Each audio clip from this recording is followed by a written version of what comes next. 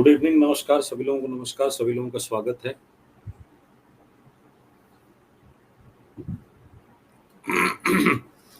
हाँ जी, नमस्कार नमस्कार, स्वागत आप लोगों का।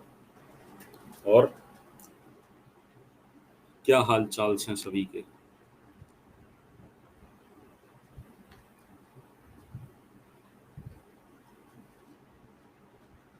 जी, गुड इवनिंग, शुभ संध्या।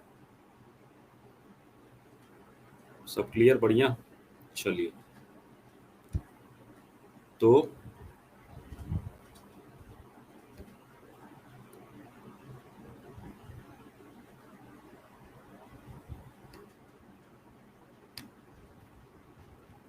ठीक है।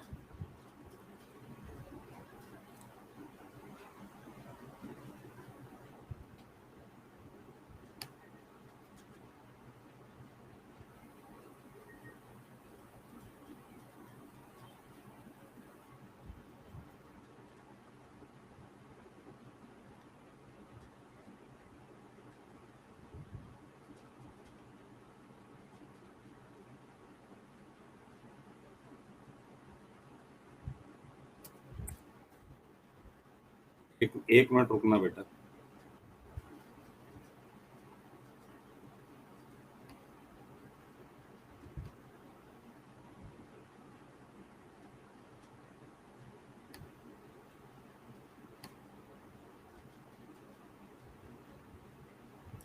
बताना जरा।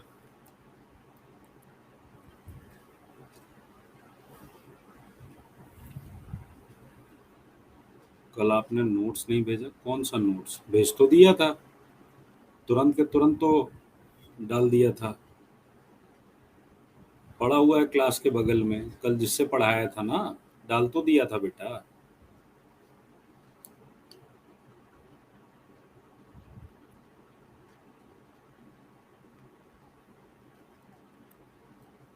ठीक है,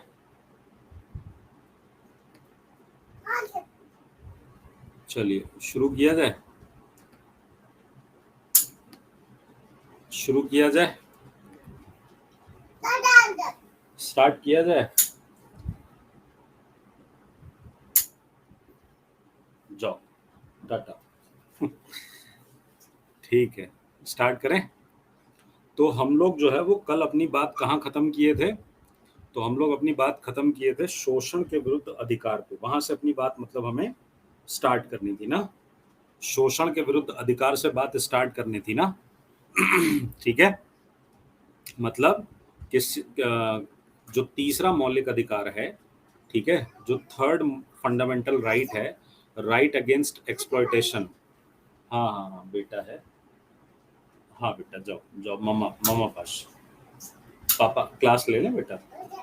हाँ, क्लास ले लें, फिर खेलते हैं आपके साथ। हाँ, टाटा। ठीक है, तो शोषण के विरुद्ध अधिकार। अरे छोड़ो, दिखाने बैठाएंगे ना तो यहीं बैठ जाएगा और सारा उठा उठा के तो फेंक देगा। चलो करें स्टार्ट,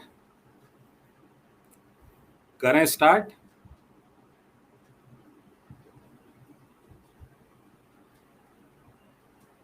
ठीक है, तो शोषण के विरुद्ध अधिकार यानी राइट अगेंस्ट एक्सप्लॉयटेशन। ठीक है, क्या करेंगे? शोषण के विरुद्ध अधिकार, राइट अगेंस्ट एक्सप्लॉयटेशन। ठीक है, अब अगर इसकी बात की जाए तो ये तीसरे नंबर का मौलिक अधिकार है और इसके अंदर आर्टिकल कौन कौन से हैं? 23 एंड 24। इसमें जो आर्टिकल हैं वो कौन कौन से हैं? 23 एंड 24। सिंपल शब्दों में अगर मैं बोलूं, सिंपल सिंपल सा शब्दों में अगर बोलूं, तो किसी भी प्रकार के शोषण से मुक्ति। ठीक, किसी भी प्रकार के शोषण से सुरक्षा प्रदान की गई है। कि आपका किसी भी तरह से शोषण नहीं हो सकता। अब बात ये है कि जब हमारा संविधान बना था, तो हमारे संविधान के बनने समय क्या हुआ था, 1950s का दौर था, 1950 का दशक था। 1950 के दशक में 2 अपराध हिंदुस्तान को बहुत ज़्यादा बुरी तरीके से जकड़े हुए थे, ठीक? एक उसमें था क्या? मानव व्यापार। एक क्या था? मानव व्यापार, ठीक? इंग्लिश में क्या कहते हैं? इंग्लिश में कहते हैं ह्यूमन ट्रैफिकिंग। इंग्लिश में क्या कहते हैं? Human trafficking. और दूसरा जो था वो था बलात् श्रम। दूसरा क्या था? बलात् श्रम, यानी फोर्स्ड लेबर। बलात् श्रम मतलब बंधुआ मजदूरी। बलात् श्रम का मतलब क्या हो गया? बंधुआ मजदूरी। ऐसे बहुत सारे लोग थे जो बंधुआ मजदूर के तौर पे, क्या खासकर जो निचली जातियों के लोग थे, वो किसी न किसी जमींदार के यहाँ या किसी घर में बंधुआ मजदूर पीढ़ी दर पीढ़ी क्या कर रहे थे? काम कर रहे थे। अभी कुछ साल पहले एक पिक्चर आई थी, मांझी द माउंटेन मैन, जो दशरथ मांझी पे बनी थी, बिहार के ही हैं वो। तो उसमें नवाजुद्दीन सिद्दीकी, जिन्होंने दशरथ मांझी का कैरेक्टर प्ले किया था, उनके फादर यानी नवाज के जो फादर थे, वो भी जमींदार के यहाँ क्या थे? बंधुआ मजदूर थे। और वो उसके एक सीन में कहते हैं कि आप मेरी जगह मेरे बेटे को मजदूर बना लीजिए। फिर वो भाग जाता है ना नवाजुद्दीन वहां से निकल के। तो बंधुआ मजदूरी 1950 के दशक में एक समस्या थी। और दूसरी समस्या थी ह्यूमन ट्रैफिकिंग की, मानव व्यापार की, खासकर किसको? महिलाओं को और बच्चों को। इसमें क्या था? महिलाओं तथा बच्चों का। दुनिया भर से महिलाओं को पकड़ पकड़ के क्या किया जा रहा था? बेचा जा रहा था, ठीक है? सदर्न ईस्ट कंट्रीज में और मिडिल ईस्ट कंट्रीज में, विदेशों में, ठीक? महिलाओं तथा बच्चों की सुरक्षा आवश्यक थी। इसलिए आर्टिकल 23 एंड 24 में ये राइट दिया गया। तो 23 जो राइट दिया गया है, आर्टिकल 23 जो है वो बेसिकली क्या है? शोषण से सुरक्षा के बारे में कहा गया है, जिसमें जो है वो इस टाइप की बातें की गई है कि ह्यूमन ट्रैफिकिंग और फोर्स लेबर जैसे अपराधों से क्या होगी? सुरक्षा मिलेगी, से सुरक्षा मिलेगी।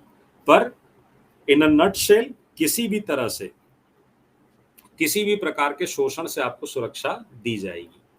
और आर्टिकल 24 जो है वो ये कहता है कि 14 वर्ष से कम उम्र के किसी बच्चे को, एनी चाइल्ड, किसी बच्चे को जोखिम भरे कार्यों में, जोखिम भरे कार्यों में, या अब क्या कहा गया? अब क्या कहा गया? अब कहा गया किसी भी कार्य में। पहले ये था जोखिम भरे कार्य में, पर इसको बाद में अदालत ने एक्सप्लेन करते हुए इसको बोला किसी भी प्रकार के कार्य में नियोजित, नियोजित यानी अपॉइंट नहीं किया जाएगा, नहीं किया जाएगा। No children less than 14 years is permitted to do any kind of work, ठीक? permitted to do any kind of work, ठीक है?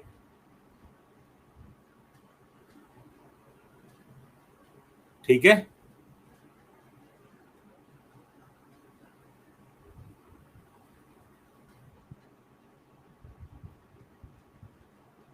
क्या हो गया सर? आर्टिकल नंबर भी याद करना पड़ेगा बेटा, जो मैं बता रहा हूं वो तो याद करना पड़ेगा ना एटलीस्ट। तो 23 एंड 24, ठीक है? 23 एंड 24। वीडियो क्लियर नहीं है, थोड़ा सा पिक्सल बढ़ा लो, थोड़ा पिक्सल बढ़ा लो अपना, ठीक है? अपने फोन में थोड़ा सा विजिबिलिटी बढ़ा लो उसकी, ठीक है? ब्लर नहीं, वो तो अभी मैं कर रहा हूं, अभी तो आप लोगों का मैसेज देखने के लिए खोला है। अब ठीक दिख रहा होगा ना? तो आर्टिकल 23 आर्टिकल 23 एंड 24, ठीक है। ये है इसके अंदर, ये बात किस में बोली गई, ये बात बोली गई आर्टिकल 24 में, कि 14 वर्ष से कम उम्र के किसी बच्चे को काम पर नहीं लगाया जाएगा, ठीक है, काम पर नहीं लगाया जाएगा। क्या हुआ?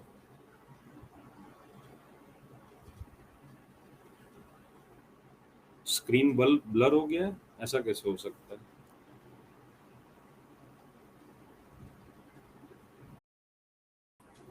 बोलो।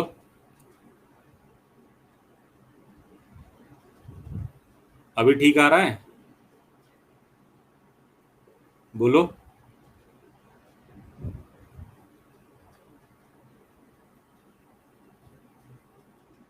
अभी ठीक आ रहा है? INM लास्ट सैटरडे वाली क्लास की अरे यार लग चुकी है, कल शाम में ही लगा दिया था, ठीक है।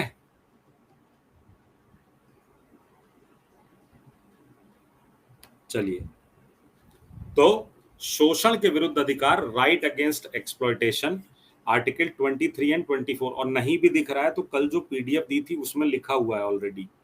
तो 23 एंड 24 क्या कहता है? Right against exploitation, article 23 and 24। तो आर्टिकल 24 में याद रखना कि क्या कहा गया है, 14 वर्ष से कम उम्र के किसी बच्चे को जोखिम भरे कार्य में नहीं लगाया जाएगा, ठीक है। उसी तरह चौथे नंबर पे क्या है? चौथे नंबर पे है धार्मिक स्वतंत्रता का अधिकार, ठीक। चौथे नंबर पे क्या है? राइट टू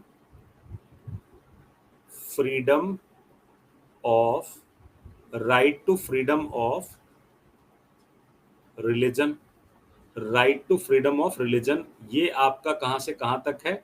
ये है आर्टिकल 25 से 28 तक, मतलब 25, 26, 27, 28, ये किस में दिया गया है? ये दिया गया है 25 से 28, ठीक है, 25 से 28 तक। अब इसके अंदर मैंने आपको बताया कि इससे जो है वो बहुत ही कम सवाल पूछे जाते हैं।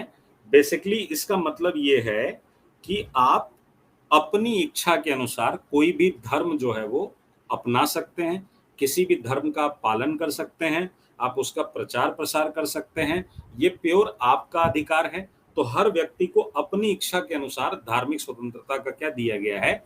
अधिकार दिया गया। अब इसमें बहुत ज्यादा करते हैं तो ये कर देते हैं कि जो सिख लोग जो है वो कृपाण रखते हैं अपने साथ, तो क्या वो मौलिक अधिकार है? तो बिल्कुल वो मौलिक अधिकार है। आर्टिकल 25 में उनको ये अधिकार दिया गया है, ठीक है। अब तो क्लियर है बेटा, आर्टिकल 25 के तहत उनको ये अधिकार दिया गया है। तो नोट करके क्या लिखेंगे? सिखों को अपने साथ, ये उनके धार्मिक आचरण का क्या है? मेथड, एक तरीका है ना, अपने साथ कृपाण रखने का अधिकार, कैरी 6 कैरी कृपाण with them, that is a fundamental right, जो आर्टिकल 25 के अंदर एक्सप्लेनेशन में जो है वो दिखता है, ठीक है। आर्टिकल 25 के अंदर एक्सप्लेनेशन में दिखता है। अगला है आपका सांस्कृतिक और शैक्षणिक अधिकार, सांस्कृतिक और शैक्षणिक अधिकार, ठीक है। आपकी SCRT में कोई आर्टिकल दिया नहीं है, ठीक है। मैं जो बता रहा हूं आपको आर्टिकल, वो एक्स्ट्रा बता रहा हूं क्योंकि मुझे पता है कि कहा गया है कि उसके ऊपर के लेवल तक जो आप फॉर्म भर रहे हो, उसके ऊपर के लेवल तक की चीजें भी आपसे पूछी जाएंगी ना। आपकी जो किताब है उसके अंदर सिर्फ 6 मौलिक अधिकार बताए गए हैं। इनको क्या कहते हैं? इनको कहते हैं cultural and educational right, cultural and educational right. ये आपका है आर्टिकल 29 एंड 30, ठीक, कौन से आर्टिकल में है? Article 29 and 30। इसे क्या बोलते हैं? इसे अल्पसंख्यकों, इसे अल्पसंख्यकों का अधिकार भी कहा जाता है। क्या कहा जाता है? राइट फॉर माइनॉरिटीज कहा जाता है। ठीक, क्या कहा जाता है? अल्पसंख्यकों का अधिकार भी कहा जाता है, राइट फॉर माइनॉरिटीज कहा जाता है। ठीक है, कृपाण मतलब बेटा चाकू। क्या हो गया? अब साक्षी जी देखिए, समय कम है तो दिमाग केवल आपका नहीं, जो पढ़ा रहा है उसका भी दिमाग खराब है और जो पढ़ रहा है उसका भी दिमाग खराब है। समय कम है तो सबका ही दिमाग खराब होगा। तो लेकिन जूझना तो है ना बेटा इसी में, है ना? जूझना तो है ना बेटा इसी में। 1 से 5 के लिए है सब बेटा, ये सबके लिए है, सबके लिए है, तभी ना आर्टिकल्स बता रहा हूँ। ठीक है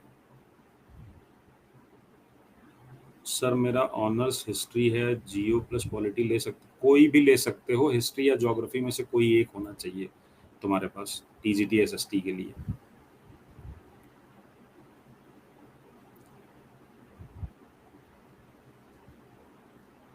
प्रिया माथुर जी, एक एक क्लास की पीडीएफ क्लास के बगल में अटैच लगी हुई है। मेरा पीडीएफ रेशियो आप देख लीजिए, 100% पीडीएफ अपलोड है। एक आध क्लास जो आज ली होगी उसमें शायद नहीं अपलोड हुई होगी। किस तरीके से आप लोग पीडीएफ देख रहे हैं मेरे समझ नहीं आ रहा है। सारा लिख लिख कर पढ़ाया हुआ उसकी पीडीएफ पड़ी हुई है।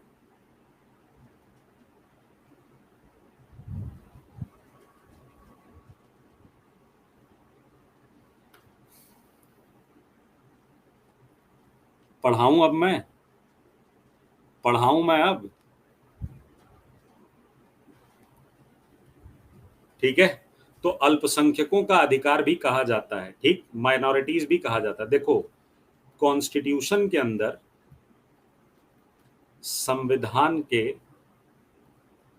संविधान में क्या किया गया?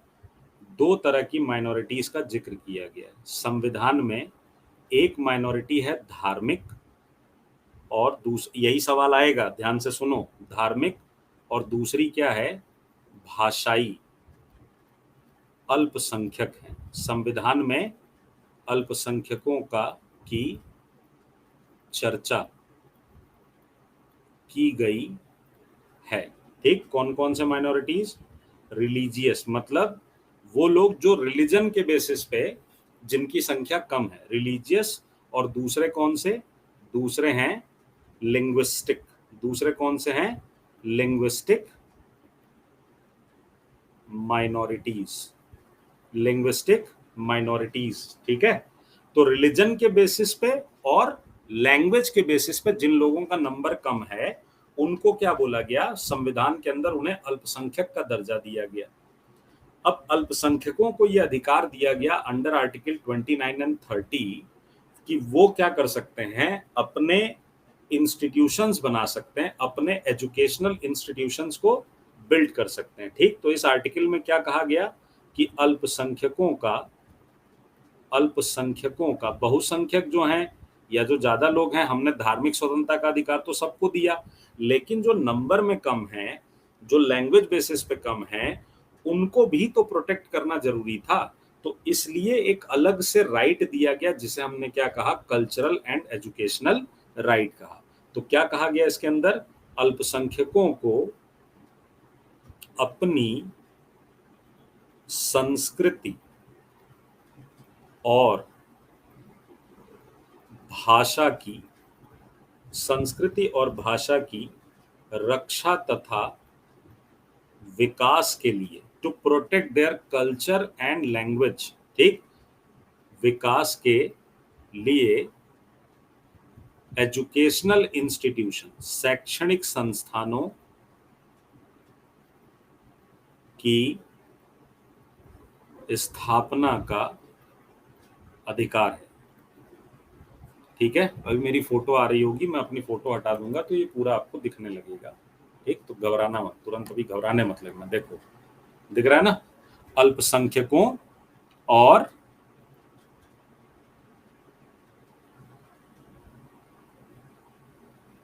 ठीक है, अल्पसंख्यकों को अपनी सांस्कृतिक और शैक्षणिक संस्थानों की स्थापना का अधिकार है। ठीक,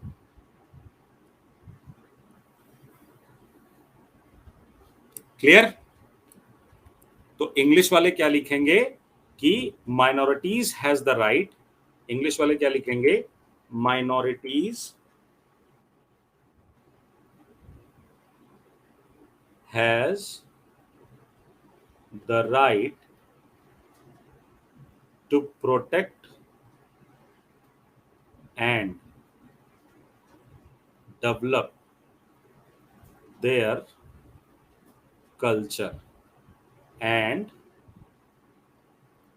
establish educational institutions, educational institutions, ये बात कही गई। ठीक है, फिर छठे नंबर पर आता है संवैधानिक उपचारों का अधिकार, संवैधानिक उपचारों का अधिकार। अब इसको जरा ध्यान से सुनना, ठीक है, क्या बोलते हैं इसको, इसको बोलते हैं राइट टू कॉन्स्टिट्यूशनल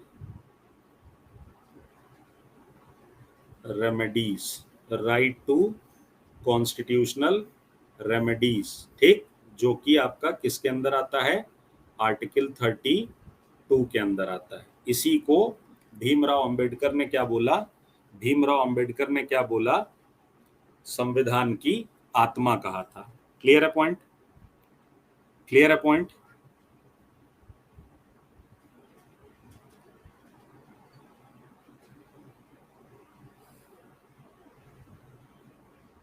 आर्टिकल 32, ठीक, क्या कहा था, संविधान की आत्मा कहा था। ठीक है, अब ये क्या कहता है, तो ये आर्टिकल कहता है कि यदि किसी व्यक्ति के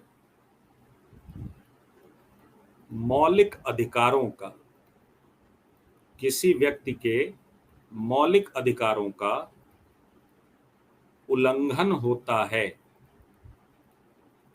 ठीक है, तो उसे न्यायालय की शरण में जाने का अधिकार है, उसे न्यायालय की शरण में जाने का अधिकार है। If there is any violation of fundamental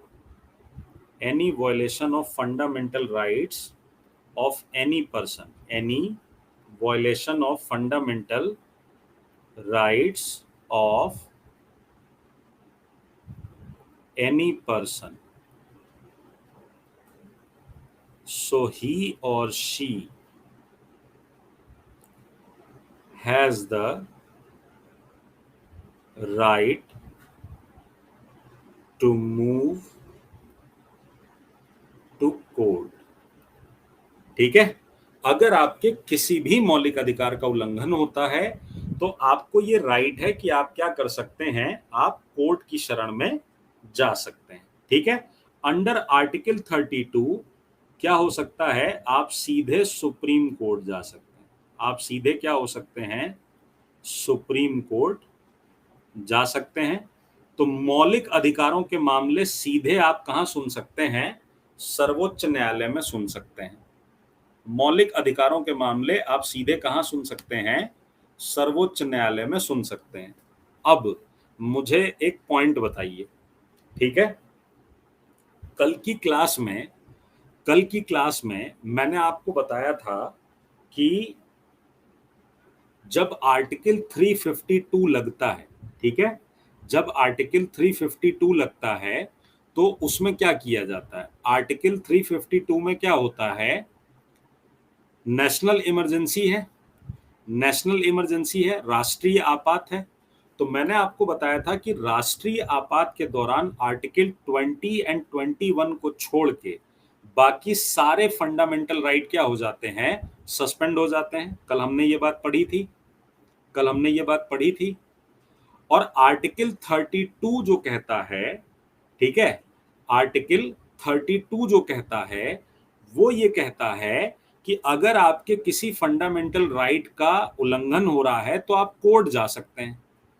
suppose कीजिए कि नेशनल इमरजेंसी लग गई, इमेजिन कीजिए कि पाकिस्तान के साथ युद्ध हुआ और नेशनल इमरजेंसी लग गई, तो मेरे एज अ इंडिविजुअल पर्सन मेरे सारे फंडामेंटल राइट खत्म हो गए, केवल 20 और 21 बचा है मेरे पास, बाकी सारे 14 से 32 तक जितने थे वो सब क्या हो गए, हटा दिए गए, या 12 से लेके 35 तक सारे क्या हो गए, हट गए।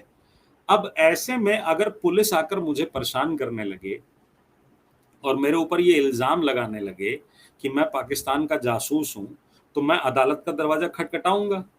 मेरे मौलिक अधिकार का उल्लंघन हो रहा है, मेरे मौलिक अधिकार का उल्लंघन हो रहा है ना, तो मैं अदालत के पास जाऊंगा ना कि भाई देखो मेरे को परेशान कर रहे हैं। करूंगा कि नहीं करूंगा? करूंगा। तो मैं कौन से आर्टिकल के तहत अदालत के पास जाऊंगा मौलिक अधिकारों की रक्षा के लिए? कौन से आर्टिकल के तहत जाऊंगा मौलिक अधिकारों की रक्षा के लिए?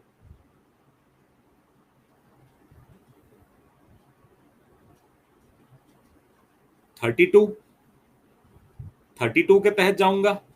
लेकिन 32 तो सस्पेंड हो चुका है, 2021 को छोड़ के बाकी सारे सस्पेंड हो गए ना। जब सारे फंडामेंटल राइट सस्पेंड हुए तो जो फंडामेंटल राइट मेरे को ये राइट देता है कि मैं न्यायालय जा सकता हूं, वो भी तो सस्पेंड हो गया ना।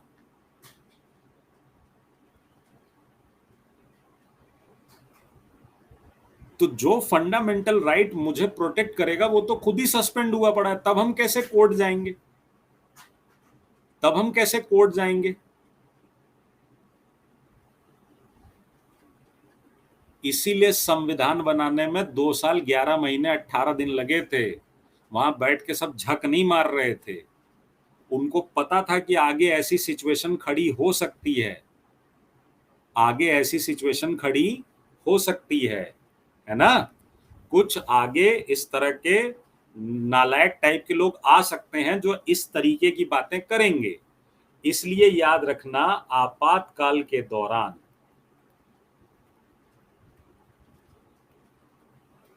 जब आर्टिकल 32 सस्पेंड हो जाता है, निलंबित हो जाता है, तो ऐसी स्थिति में, ऐसी स्थिति में आर्टिकल 226 के तहत व्यक्ति हाई कोर्ट में अपील कर सकता है। सिंपल बात क्या है, जब आर्टिकल 32 काम नहीं करेगा तो ऐसे कंडीशन में आर्टिकल 226 अपने आप क्या हो जाएगा, लागू हो जाएगा। तो आप सुप्रीम कोर्ट नहीं जा सकते, लेकिन आप हाई कोर्ट में जा सकते हैं अपने मौलिक अधिकारों की रक्षा के लिए। ठीक, तो हमेशा याद रखिएगा, अगर आर्टिकल 32 सस्पेंडेड है और आर्टिकल 352 इम्पोज हो गया है, तो ऐसे केस में आप आर्टिकल 226 के तहत क्या करेंगे, हाई कोर्ट में जाकर अपील कर सकते हैं। तो आर्टिकल 226 में क्या कहा गया है कि अगर आपके मौलिक अधिकारों का उल्लंघन हो रहा है तो आप हाई कोर्ट में अपील कर सकते हैं। ठीक, हाई कोर्ट और सुप्रीम कोर्ट दोनों को मौलिक अधिकारों का सुनने का क्या है, अधिकार दिया गया है। ठीक है, तो सिंपल सी बात क्या है, when article 32 is suspended then article 226 is already active. ठीक है, याद नहीं करना सीखा, समझ लो ना, मैंने अभी अपना एग्जांपल दिया, उस एग्जांपल से समझ लो, याद हो जाएगा बेटा। इतना परेशान मत हो, बहुत सारे आर्टिकल नहीं पढ़ने हैं। ठीक है, बहुत सारे आर्टिकल नहीं पढ़ने। मैंने आपको कितने आर्टिकल पढ़ाए अभी तक? 14 से लेके 32 तक पढ़ाए हैं। उसमें भी 25, 26, 27, 28 तो आप पढ़े नहीं, एक 25 ही तो पढ़े हो। तो आर्टिकल 14 पढ़े, 15 पढ़े, 16, 17, 18, 19, 20, 21, 22, 9 आर्टिकल आपने यहाँ पढ़े हैं। एक 25 नंबर पढ़ा और एक 32 नंबर पढ़ा। इसके अलावा मैंने 2 आर्टिकल आपको और बताए, 352 और 226। तो अभी तक तो मैंने आपको 12 ही आर्टिकल बताए। ठीक है, हाँ चिरंजीवी जी बोलिए। तो हमेशा याद रखिएगा, जब 32 इंपॉर्टेंट ही बताएंगे, हम वही बताते हैं जो इंपॉर्टेंट होता है। फालतू मेरे दिमाग में जगह है भी नहीं, हम बताना भी चाहेंगे तो हमारे दिमाग में ही नहीं है, तो हम बताएंगे कहाँ से? ठीक है। अब मौलिक अधिकारों की रक्षा के लिए कोर्ट क्या करती है? उसको सुनती है। और कोर्ट क्या करती है? रिट इशू करती है। कोर्ट क्या करती है? रिट इशू करती है। ठीक। तो मौलिक अधिकारों की सुनवाई के लिए कोर्ट्स क्या करती हैं? रिट्स इशू करती हैं, आदेश इशू करती हैं। ठीक है। कितने रिट्स हैं? कितने रिट्स हैं बताओ? कितने रिट्स हैं बताओ?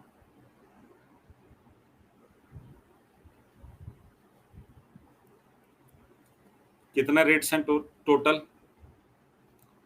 संपत्ति के अधिकार को किस कल बताया तो था बेटा? उसको 31 में था वो पहले, पर उसको सस्पेंड कर दिया गया ना, तो 31 से हटा के उसको 300A में डाल दिया गया। कल की क्लास में बताया तो था।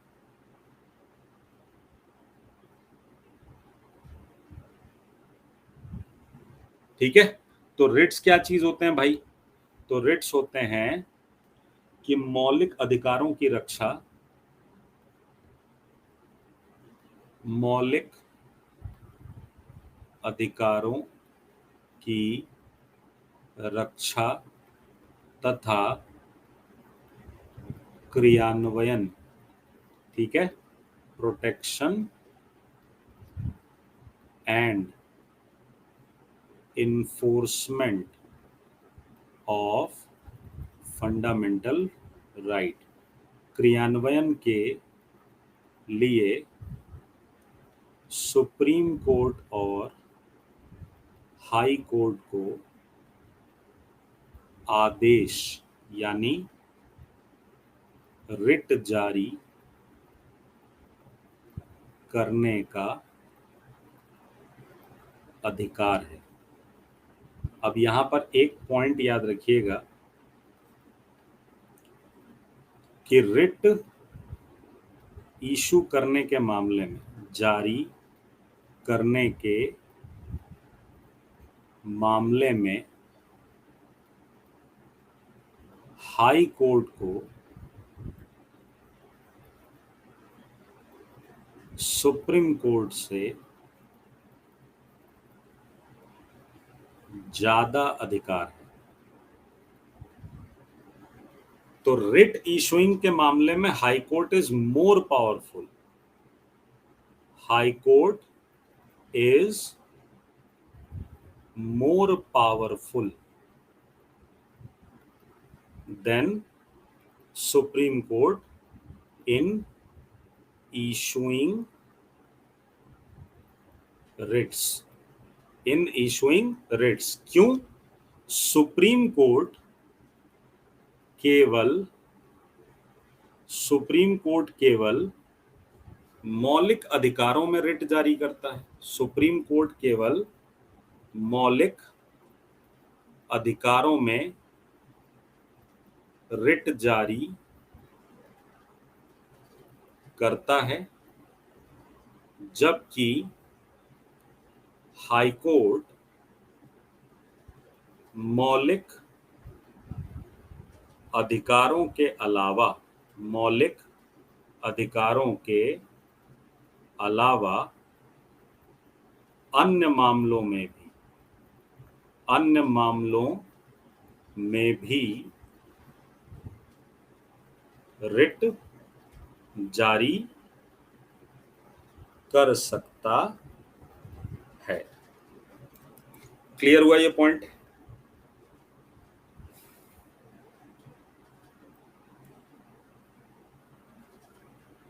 क्लियर हुआ ये पॉइंट? रिट इशू करने के लिए कोर्ट का खुलना जरूरी नहीं है बेटा, वो कोई जज के घर से भी जाके वो इशू हो सकता है। ठीक है, कौन था थॉट एक्सप्रेशन बिलीफ वाला, कौन बोल रहा था?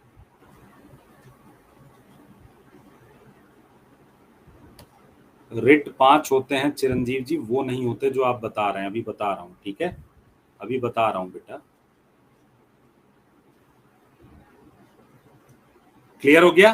तो याद रखिएगा, रिट एक ऐसी चीज है, आदेश एक ऐसी चीज है, रिट बोलते हैं, आदेश तो फर्जी उसका हिंदी ट्रांसलेशन बनाया गया है। रिट एक ऐसी चीज है जिसको इशू करने के मामले में high court is more powerful than supreme court. ये एकमात्र ऐसी जगह है जहां हाई कोर्ट को ज्यादा पावर है, जबकि आपको पता है हमारे यहाँ क्या है, हमारे यहाँ इंटीग्रेटेड स्ट्रक्चर है, इंटीग्रेटेड स्ट्रक्चर है।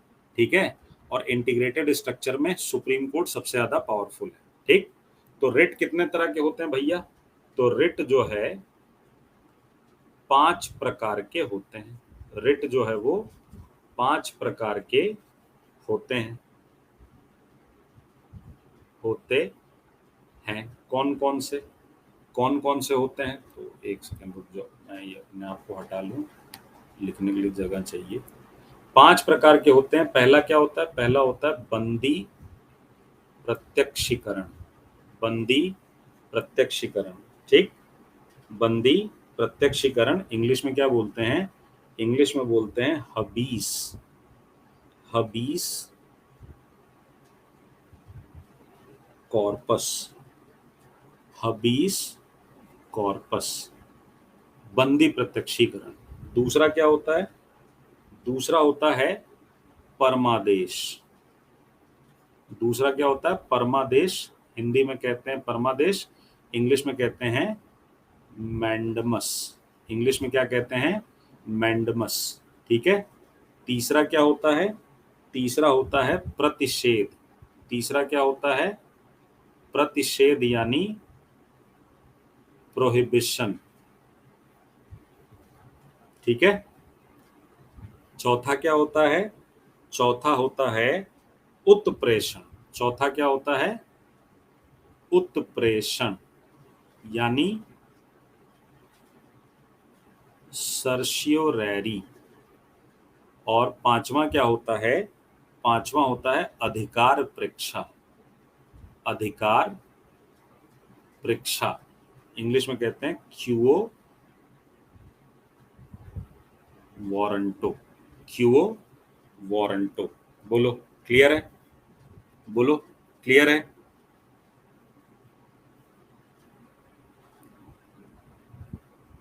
ठीक, क्लियर है? रीज्वाइन करो रजिया, रीज्वाइन करो बेटा। अधिकार परीक्षा। ठीक, अब एक एक लाइन में उसको समझ लीजिए कि क्या चीज ये होती है। ठीक, जैसे अगर मैं बात करूं हबीस कॉर्पस, बंदी प्रत्यक्षीकरण। हबीस कॉर्पस का मतलब है कि अगर पुलिस ने किसी को गिरफ्तार किया है या किसी दूसरे ऐसे इंस्टीट्यूशंस में गिरफ्तार किया गया है। ठीक, मैं लिख दे रहा हूं बेटा, बारी बारी लिख दे रहा हूं, मेरी गलती। पहला क्या है? बंदी प्रत्यक्षीकरण। ये बंदी का मतलब प्रिजनर है, बंदी का मतलब लड़की मत समझ लेना। ठीक है, ठीक है।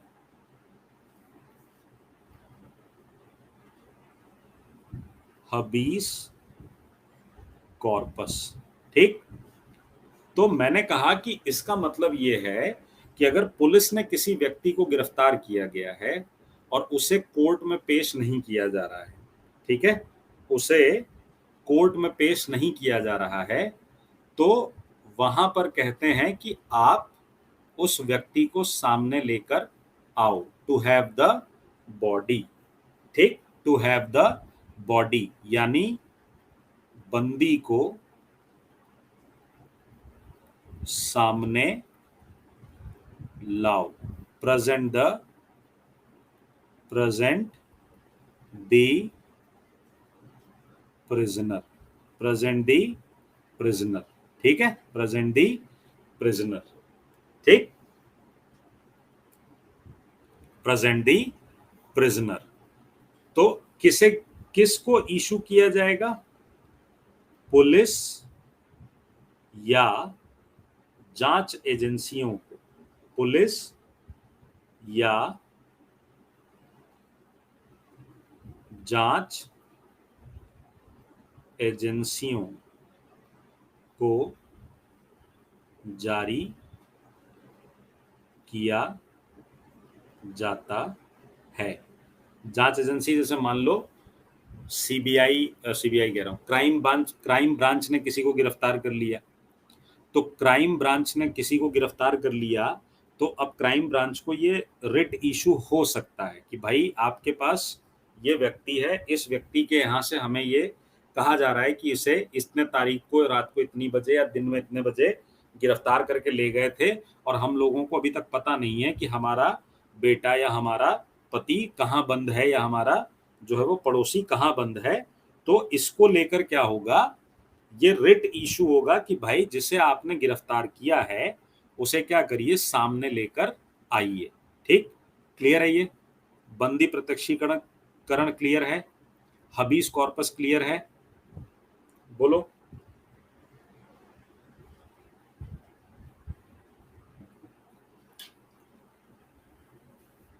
ठीक है, क्लियर है? दूसरा देखो, दूसरा क्या है? दूसरा है आपका परमादेश। दूसरा आपका क्या है? परम आदेश। परमादेश यानी परम आदेश, मैंडमस। दूसरा आपका क्या है? मैंडमस, परम आदेश। ठीक है, दूसरा आपका क्या है? मैंडमस। ठीक, जिसका मतलब है वी कमांड। वी कमांड का मतलब होता है हम आदेश देते हैं, हम आदेश देते हैं। यानी ये क्या होता है, ये कोर्ट इशू करता है, ये कोर्ट द्वारा जारी, कोर्ट द्वारा जारी होगा, और कोई हायर कोर्ट ही इसको करेगा कि कोर्ट का ये आदेश है कि आप इस काम को कितने दिन में कर पाएंगे, या कोई मुद्दा है जिस मुद्दे पर बहस चल रही है और कोर्ट ने ये इशू कर दिया। जैसे मान लो अभी Bihar public service commission teaching recruitment exam को लेकर अदालतों में बहुत सारी फाइलें जो है वो केस फाइल हुई है, तो हो सकता है कि कोर्ट बीपीएससी को एक रिट इशू कर दे कि आओ और आकर अपना पक्ष रखो हमारे सामने कि क्या चल रहा है, क्या होगा, एग्जाम कैसे कराओगे, क्या होगा। तो कोर्ट अगर किसी मुद्दे पर आदेश जारी करता है तो वो क्या हो जाता है? परमादेश। ये अपने से नीचे की न्यायालयों यानी अधीनस्थ न्यायालयों को भी जारी हो सकता है, न्यायालयों को भी जारी किया जा सकता है। और साथ ही साथ साथ ही साथ सरकार या सरकार का कोई अधिकारी या कोई निगम एटसेट्रा को भी जारी किया जा सकता है। क्लियर है पॉइंट? क्लियर है पॉइंट? क्लियर है पॉइंट? राष्ट्रपति और राज्यपाल के विरुद्ध रिट जारी नहीं होगा, क्योंकि वो लोग क्या हैं, सबसे बड़े पद पर हैं ना। तो नेचुरल है कि आप अपने परिवार के मुखिया के खिलाफ क्या करेंगे, आवाज नहीं उठाते हैं ना, नहीं उठाना चाहिए। ठीक है, सम्मान का एक वो होता है। ये सिर्फ हाई कोर्ट करेगा नहीं अभिषेक जी, दोनों कर सकते हैं, हाई कोर्ट सुप्रीम कोर्ट दोनों जारी कर सकते हैं। मैंने बताया ना, रिट इशू करने का power supreme court high court दोनों के पास होता है। सुप्रीम कोर्ट केवल मौलिक अधिकार के मामले में रिट इशू करती है, और हाई कोर्ट किसी भी मामले में रिट इशू कर सकता है।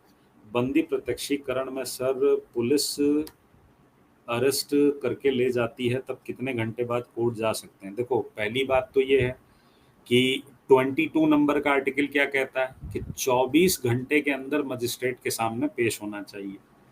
अब सपोज कीजिए अगर 24 घंटे के अंदर पेशी नहीं हुई तो फिर नेचुरल है कि आप क्या कर सकते हैं, उसके बाद जाके आप कोर्ट में ये बात कर सकते हैं। पहले आप नज़दीक के पुलिस स्टेशन जाएंगे जहाँ गिरफ्तारी हुई है या जहाँ से आया है, वहाँ पर आप जाएंगे, वहाँ बात करेंगे, वहाँ बात अगर नहीं बनी तब आप कोर्ट की तरफ वकील से बात करके मूव करेंगे। ये सब वकील बताते हैं कि कब जो है वो क्या चीज़ इशू हो सकती है।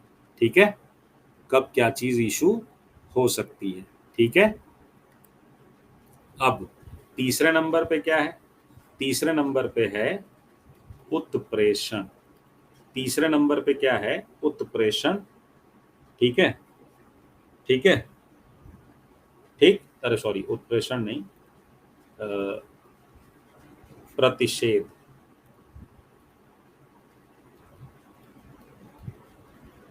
प्रतिषेध, प्रोहिबिशन। प्रोहिबिट का मतलब क्या होता है? रोक देना। ठीक, प्रोहिबिट का मतलब क्या होता है?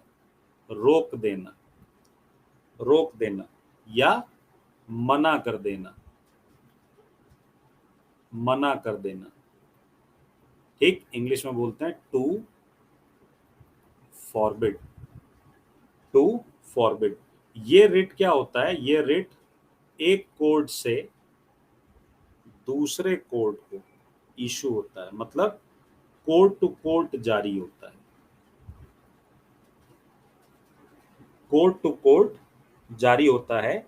कोई ऐसा मामला जो निचली अदालत में चल रहा हो, ठीक, अधीनस्थ अदालत में, अधीनस्थ अदालत में, सबऑर्डिनेट कोर्ट में, सबऑर्डिनेट कोर्ट में किसी मामले की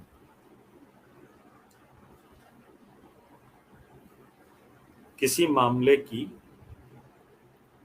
अधिकार क्षेत्र पर जारी, कि ये चीज आपके जुरिस्डिक्शन में नहीं आती है, और अगर आपके जुरिस्डिक्शन में ये चीज नहीं आती है तो आप इस पर कोई राय मशवरा मत दीजिए। आप इस पर कोई राय मशवरा मत दीजिए। ठीक, सैटरडे और संडे आए तो क्या होगा सर? तो सर 24 घंटे में तो नहीं होगा। नहीं, अब ऐसा नहीं होता है। ये सब किसी जमाने में होता था, अब ऐसा नहीं होता। अब स्पेशल लेटर होते हैं जो इशू कर दिए जाते हैं, कभी भी जारी किए जा सकते हैं। ठीक, अब ऐसा नहीं होता विश्वा मोहन जी, इसीलिए ये सब नियम कानून बनाए गए हैं। ठीक है, तो अगर नीचे की कोर्ट में, जैसे सुप्रीम कोर्ट को इशू करना है, मान लो हाई कोर्ट में कोई मामला चल रहा है, ठीक, और सुप्रीम कोर्ट को लगता है कि यार ये मामला हाई कोर्ट के लायक है नहीं, इसमें हमको इंटरवीन करना पड़ेगा, हमको क्या करना पड़ेगा, इसमें हस्तक्षेप करना पड़ेगा, तो सुप्रीम कोर्ट प्रतिषेध लगा देगा और बोलेगा कि आप रुक जाइए, इस पे हम देखते हैं कि क्या हो सकता है। ठीक है, ठीक है, क्लियर है?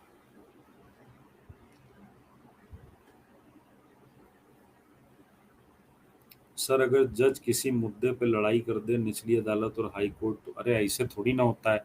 एक प्रोटोकॉल होता है कि अपने मन में लड़ाई कर देगा। महाभियोग नहीं लग सकता क्या उसके ऊपर? बार्ड हो सकते हैं।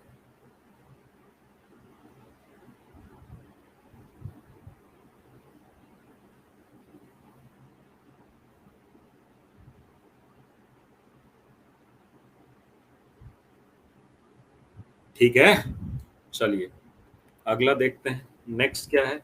तो नेक्स्ट है उत्प्रेषण। उत्प्रेषण का मतलब होता है उठा लेना, ऊपर उठा लेना। सर्शियो रैरी। ठीक, उत्प्रेषण, सर्शियो रैरी। ठीक, जिसका मतलब क्या होता है? जिसका मतलब क्या होता है?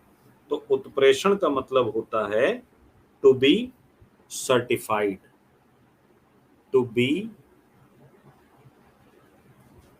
सर्टिफाइड। ठीक, मतलब सूचित करना, सूचित करना, मतलब सूचित करना। ठीक है,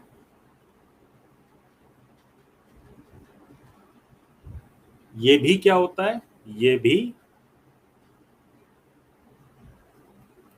कोर्ट टू कोर्ट जारी होता है। ठीक है, और इसमें क्या होता है, निचली अदालत में चल रहे मामले को, निचली अदालत में चल रहे मामले को ऊपरी अदालत में, देखो मैं बहुत ज्यादा पॉलिटी वाले भाषा में नहीं जा रहा हूँ, ठीक, मैं एकदम आपको सिंपल लैंग्वेज में समझा रहा हूँ। ठीक है, अगर मान लीजिए सबॉर्डिनेट कोर्ट में कोई ऐसा केस चल रहा हो जहां पर ऐसा लग रहा हो कि इसको अपने पास सुनना जरूरी है, ठीक, या यहाँ पर कॉन्स्टिट्यूशनल एक्सप्लेनेशन की बात है, तो ऐसे केस में क्या होता है, ऊपर की कोर्ट अपने नीचे की कोर्ट से क्या होती है, उस केस को, उस मामले को अपने पास मंगा लेगी, ऊपरी अदालत में मंगा लेगी। ठीक है, देखने में प्रोहिबिशन और सर्शियोररी एक जैसे लग रहे हैं कि नहीं लग रहे हैं, सुनने में देखने में एक जैसे लग रहे हैं कि नहीं लग रहे हैं।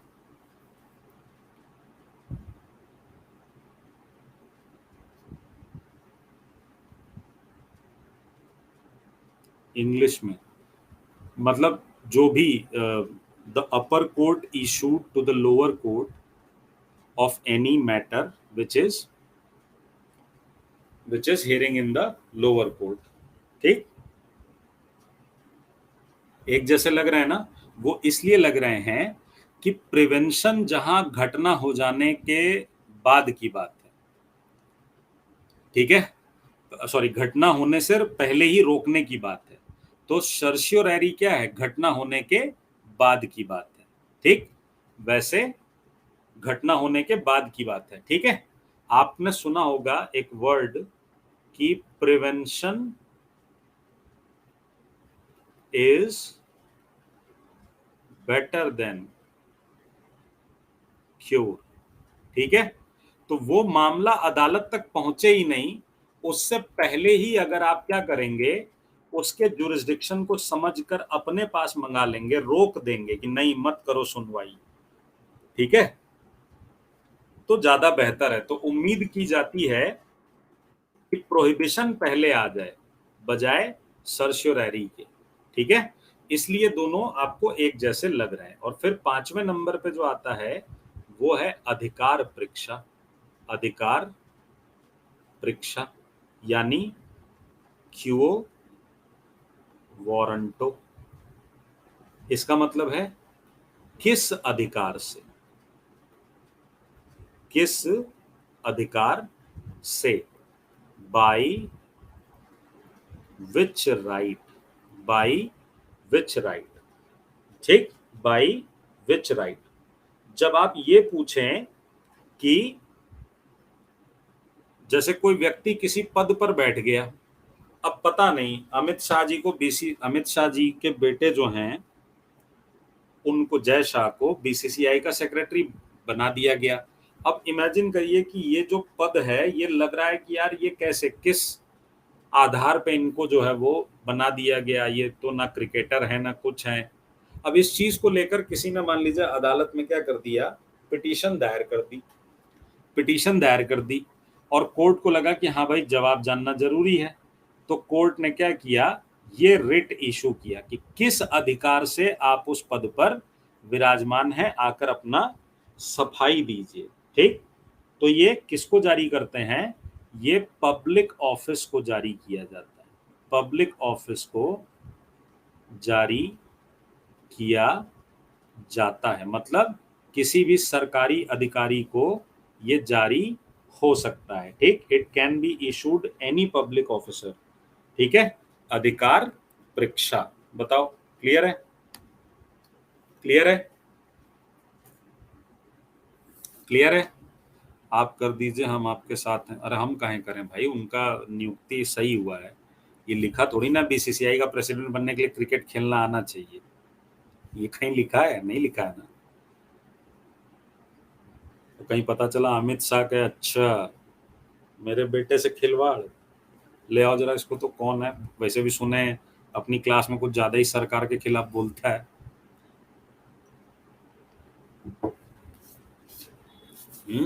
हमरे बेटवा का हुई तब बोला।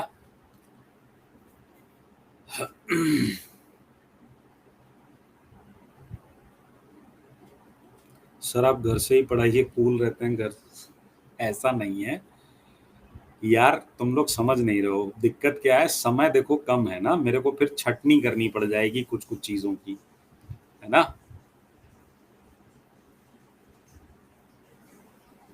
ठीक है, तो चलिए, आज सोचा था कि खत्म कर दूंगा। आपने आज भी मतलब जो चीज एक क्लास में खत्म होनी थी वो उसके लिए आपने 3 क्लास लगवा दी। अब तुम लोग देखो, एक मेरी एक बात सुन लो, अपना माइंड मेकअप कर लो इस संडे लंबी क्लास के लिए। और ये बात समझ, नहीं तो खत्म नहीं हो पाएगा। संडे या सैटरडे में लंबी क्लास के लिए क्या हो जाएगा, माइंड मेकअप कर लीजिए। कम से कम 3 से 4 घंटे की क्लास होगी, तभी हो पाएगा। ठीक है, अब कल की क्लास में इसका तीसरा पार्ट पढ़ेंगे, जिसमें हम डीपीएसपी और मौलिक कर्तव्य के बारे में पढ़ेंगे। ठीक है, चलिए फिर आज के लिए इतना ही। टाटा बाय बाय, नमस्कार।